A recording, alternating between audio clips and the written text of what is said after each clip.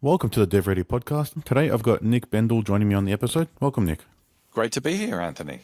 Thanks for joining us. Do you want to let everyone know a bit about what you do and your background? Yeah, well, I'm a former journalist who started his own copywriting agency called Hunter and Scribe back in 2018. And we write content, so things like websites, blogs, social media posts, email newsletters, media releases, award submissions, ebooks, actual print books, and our clients are business owners.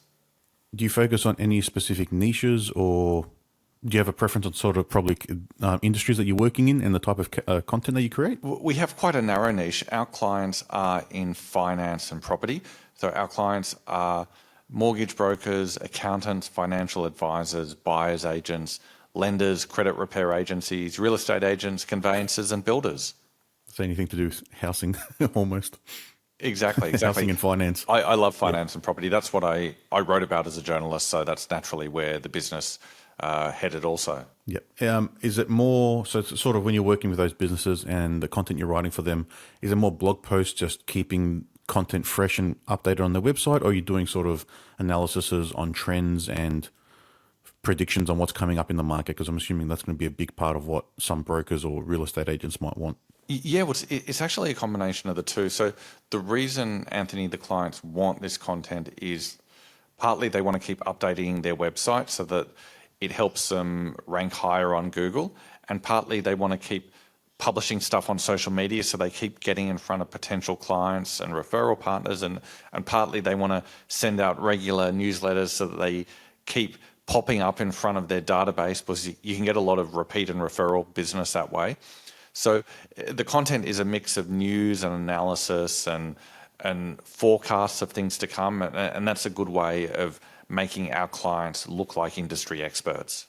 Are you sick of writing about the rate rises over the past 6-18 months? Well, I'm not, because this is just stuff I'm naturally interested in. So if I wasn't writing about it, I'd be talking about it with my friends anyway. I probably bore a lot of people because I just like talking about this sort of stuff. Well, it's a good thing that you're working in the space that you enjoy. That helps you have some passion behind it and want to actually deliver the best to people as well, right? It's not just something you're doing. Yeah, exactly. I feel sorry for people who are in jobs that they hate. That must be soul crushing. I'm very lucky that I'm in a job I love and I get to write about stuff that I'm really, really interested in. Yeah, I can align to those points. We enjoy what we do, and there's a lot of passion behind trying to solve problems for people and deliver solutions, which is a similar thing you're doing. We're just doing it, delivering a different solution. Exactly. So I've got probably a couple points I'd like to touch on with being in the space that you're in. There's probably the rise of like TikTok style short videos and how that's affected anything to do with copy. And then probably a second point is what happened, or did you see a shift as of start of last year when the rise of ChatGPT, as I'll call it, started happening? Well, to deal with those two separate things separately. So if we start with TikTok or all those sorts of short form videos, they can be fantastic marketing. If you have a business and if your audience is on TikTok, then doing TikTok videos is a great way to reach that audience. Or if you're someone who likes creating that kind of visual content, then that's fantastic. The whole point of marketing is to just get in front of potential clients and referrers as often as possible so you can become more visible and more credible, because that visibility and credibility leads to profitability. Our clients, they tend not to want to do that sort of content, not because it's not good, but just because that doesn't suit their audience or that doesn't suit their personality. So we help those people with written content. And in terms of ChatGPT and those sorts of AI tools, the technology is very impressive, and I'm sure it's only going to get better. From the perspective of my company, it hasn't affected our business at all for a few reasons. First, the sort of content we're writing, it tends to be a lot of news content, and ChatGPT is great at looking back in the past and sifting through articles that have already been written. But right now, it can't really write news articles about a government policy that's just been announced. And so that's one reason why right now, at least, ChatGPT can't replicate what we do. Also, you can have a massive information, but you really need years of experience and technical skill to be able to sift through that information, understand the small amount of information that is really relevant, and to understand the story behind the story.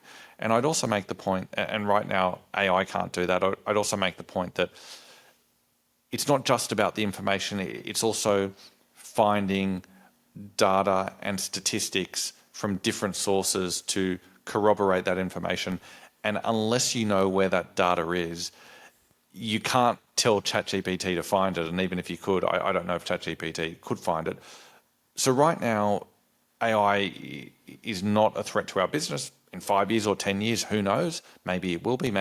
Maybe I'll be homeless in 10 years. I don't know. But I'm not scared of the technology. I'm very excited by the technology because it's really impressive and it's only going to get better from here. So I'm really excited to see how it's going to transform business and improve our lives. Yeah. Have you started utilizing it within the business at any point? Or is it just more testing? Well, we use ChatGPT to generate ideas. We don't use it to write content because a lot of the content it spews out is incorrect or soulless. And there's also questions of copyright. If ChatGPT creates content, who owns the copyright? So we don't use it to write content, but it can be really good to generate ideas, especially at the end of a long day where your brain just doesn't work properly and you're struggling to think of ideas. So I'll sometimes ask ChatGPT, give me 50 ideas about X. And then I look through the 50 ideas. I'm like, oh yeah, idea number 28. That's what I'm going to write about for this mortgage broker client. Or idea 14. Yep, that is a perfect topic for this conveyancer who I'm working with. And having gotten the topic, we then use our human brains to actually write the content. Yeah, that's a stark difference to the way a lot of people probably approach content based on how ChatGPT can do it, is just write me an article and then they paste it on their website. And then I think we're going to have a big influx of like this AI generated content that is just not providing much value to anyone because they're just giving, it's very repetitive in the way it writes things. And like I said, it's soulless, so there's no character to it almost, if that makes sense. Yeah, I like the word you used 20 seconds ago, Anthony, which was value. So that content is very good for filling space, but it doesn't offer value to the audience. And that has two problems. First, it doesn't establish you as an expert or a trusted authority figure in the eyes of potential clients and referrers. And second, it doesn't impress Google at all, because what Google is looking for is valuable content. Because when Google ranks websites, whatever website it ranks number one is what Google believes is the website that's going to provide most value based on the query that the user has asked. And the second ranked website is, in Google's eyes, going to provide the second most amount of value. And so if you've got really high quality content that offers lots of value, that is going to help your Google ranking. But if it's just a load of codswallop that's just been copy pasted from ChatGPT, has no value, is just filling space, then Google is going to see that. It's not going to be impressed, and that's really not going to help you at all in terms of SEO. Yeah, the SEO is a key point when you're especially writing content online. It's how do you provide value, but have it targeted enough or hit the right keywords to then be picked up in those algorithms and provide the results where you need them on the search indexing. Yeah, and I think the point you make about keywords is correct. You want to make sure that you've identified the keywords that your target audience is going to be searching for, and then you want to create content that allows you to naturally incorporate those keywords. But the content can't be crap that you've just copy pasted from AI, because yes, it might have those keywords in it, but users or people aren't going to want to read it because it's going to be boring. It's not going to have any value. So you want to create interesting, insightful content that naturally incorporates those keywords and that makes you look like an expert and that is going to entice readers. Yeah, I definitely agree with that. I've been writing most of the content for our business and blog posts and articles that have been coming through.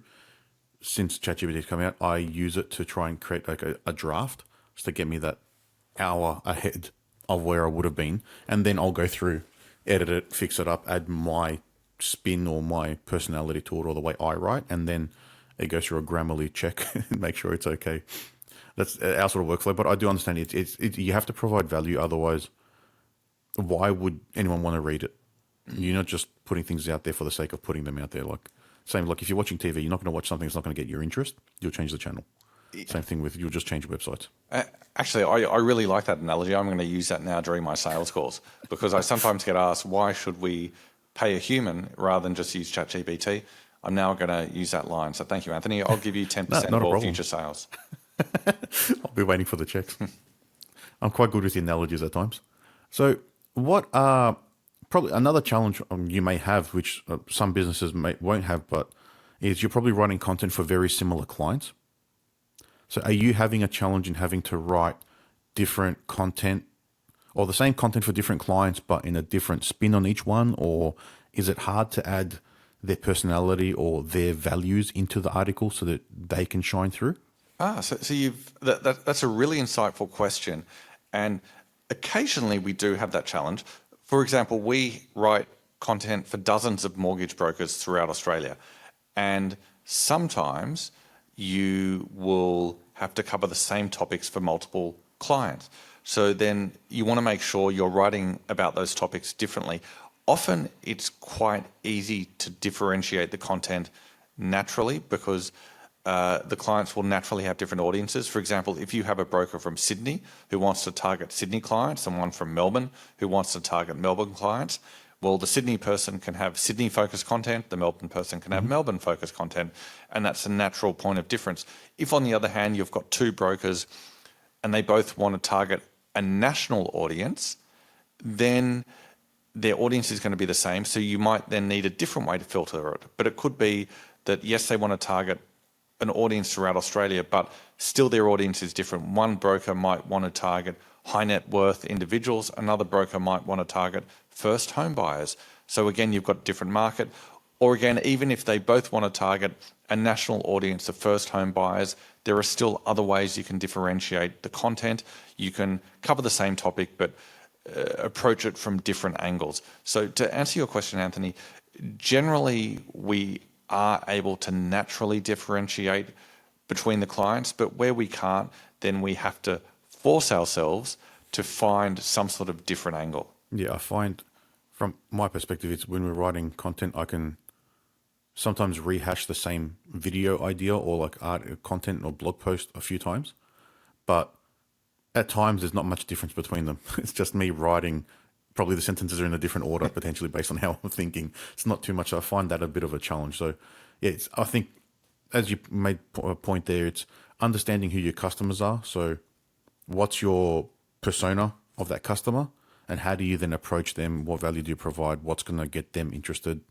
What's going to resonate with them, really? Funnily enough, I was forced to deal with this challenge before starting my business. I used to be a journalist, and I covered different sectors during my journalism career, and I found no matter what sector you're reporting on, there are really only 10 stories, and you keep reporting the same 10 stories again and again. So you have to keep coming up with fresh angles on old topics. Now, to give you an example, if you watch the 6 o'clock news, it's really just the same 10 stories every night. Someone's been murdered, there's been a natural disaster, the government announces something, the opposition is upset about something. It's really just the same 10 stories every night, but it's fresh angles on the same old ideas. And so as a journalist, I just became very skilled at naturally finding ways to cover old stuff with a fresh take. And so that's something now that I just do as a matter of course with our clients. Yeah, so it's probably a great skill to have. It's a very, very good skill to have. And at the time, I didn't realize how valuable it was going to be. Yeah, and it's just something you learn over time by doing it repeatedly, really. I think on that same 10 stories I think you may know this probably better than I do because I haven't studied English potentially, but I think isn't there only like 7 actual stories that we can write about? Or I think there's from ancient times or something, there's like 7 actual stories that are possible to be written about, and it's just a rehash of those over and over and over repeatedly. I haven't heard that entire intention. Yeah, I haven't heard the specific number, but that wouldn't surprise me. They're really there aren't that many. I mean, if you listen to a pop song, there are only so many notes that exist. Yeah. It's just you just put those notes in a different order.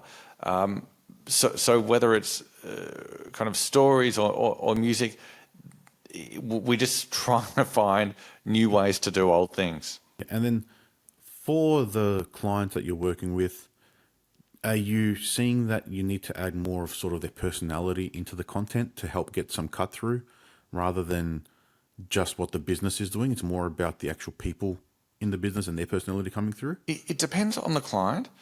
So some clients really want to put their personality front and center, in which case we will write the content in that way.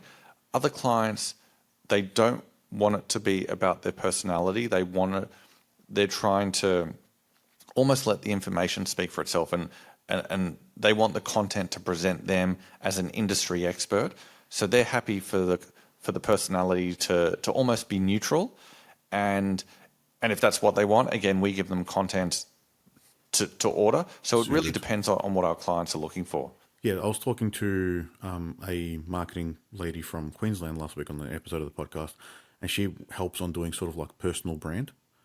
And she was saying that, yeah, it's the cut through really happens when what she's noticed is on the personal, having the personality come through in the content, not just from the brand, because people don't relate to a brand as much as they would relate to a person.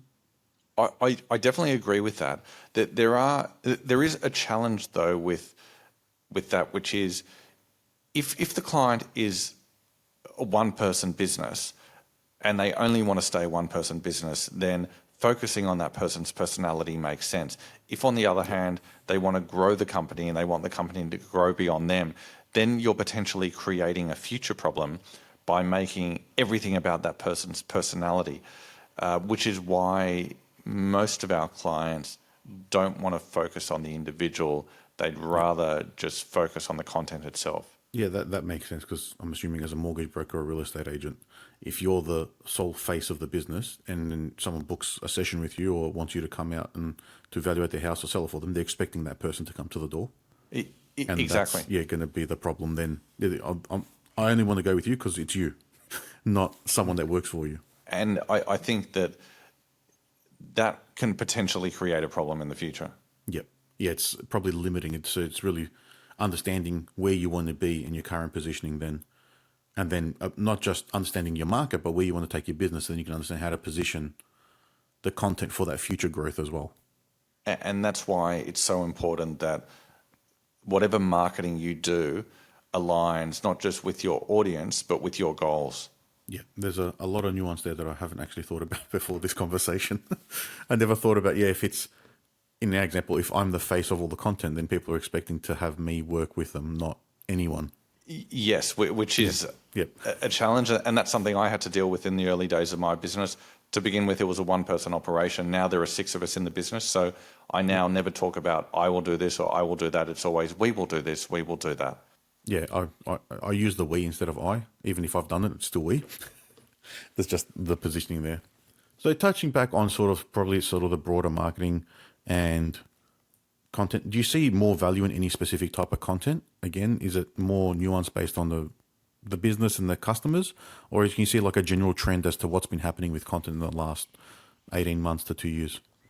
I don't think there's one correct type of content or one correct marketing channel. I think it's horses for courses. It really depends on who the audience is and what the goals of the business are and what sort of content they feel best reflects their brand. So if you have a very visual product or service, or your customers are very creative, it probably makes sense to put out visual content, whether that's on Instagram or Pinterest or maybe TikTok. If, on the other hand, you're working with a service that is more about information and numbers, then I would suggest written content is probably more relevant. So I don't think one type of content or one channel is any better or worse. I really think it's a horses for courses situation. Just jumping back to a point you made earlier about writing sort of the news content and reviewing sources and understanding that, all right, where is this information coming from? A big problem that I've seen on the internet, probably 5 years, if not more, is when you start researching a topic or something that's come out, you end up seeing the same thing repeated everywhere, and they're all referencing each other. So it may be hard to find the correct source. Normally, for most people writing content, I'm assuming this isn't going to be a problem.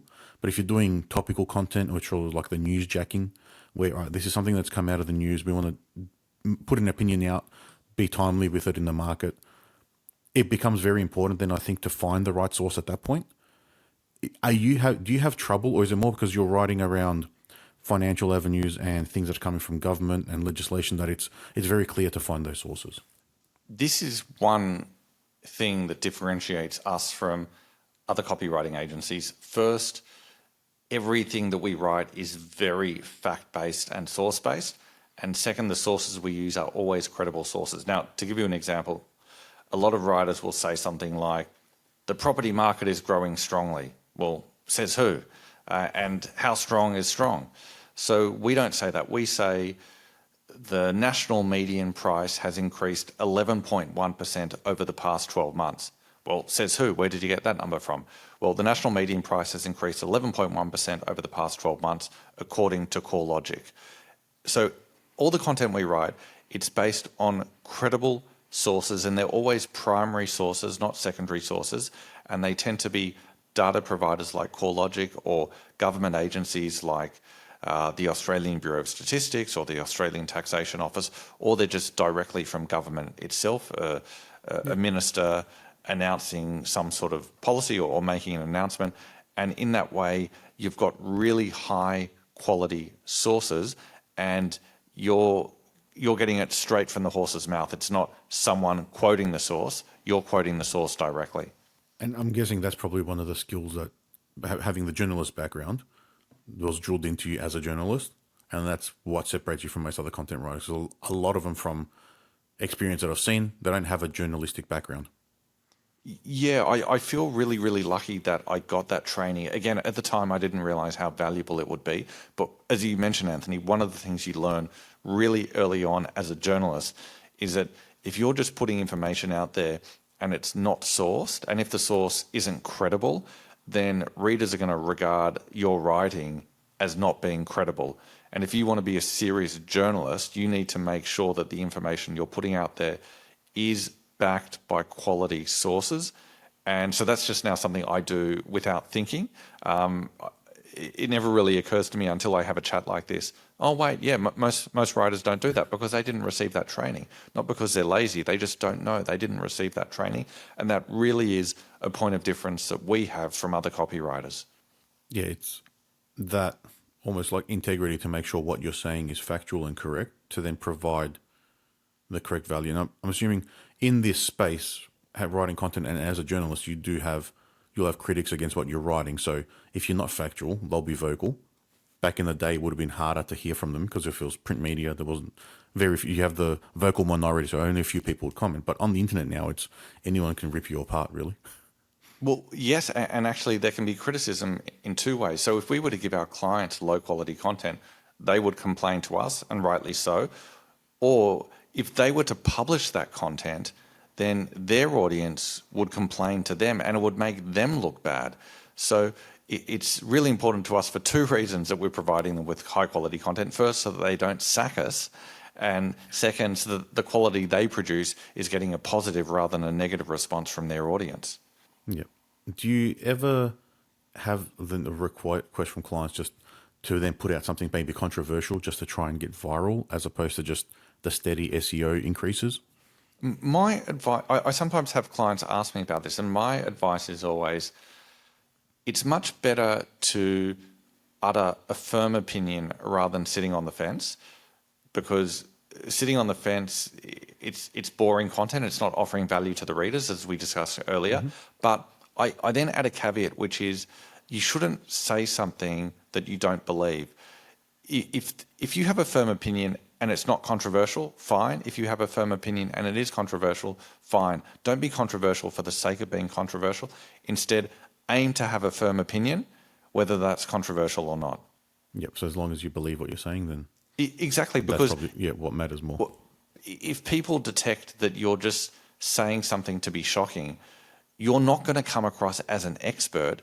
You're going to come across as someone who's just going to say or do anything to get attention. And if you're an accountant, for example, who has a reputation for saying or doing anything to get attention, would you as a customer want to do business with that accountant? I don't think so. You'd rather do business with the accountant that comes across as being credible. So it's important to have a firm opinion.